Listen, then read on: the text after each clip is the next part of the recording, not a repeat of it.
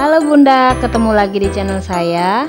Kali ini saya mau praktekin cara membuat cuko pempek yang enak dan kental.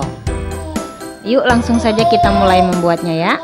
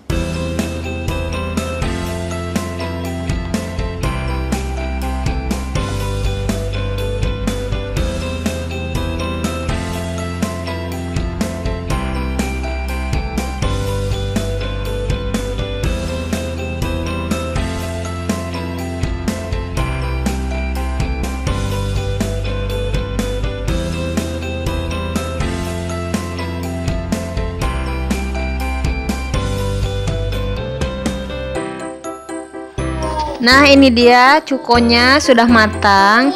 Silakan mencoba di rumah ya Bunda. Jangan lupa di subscribe, di like, dan di share ke seluruh sosial media yang kalian punya. Terima kasih sudah menonton video saya. Sampai ketemu lagi di video saya selanjutnya. Assalamualaikum.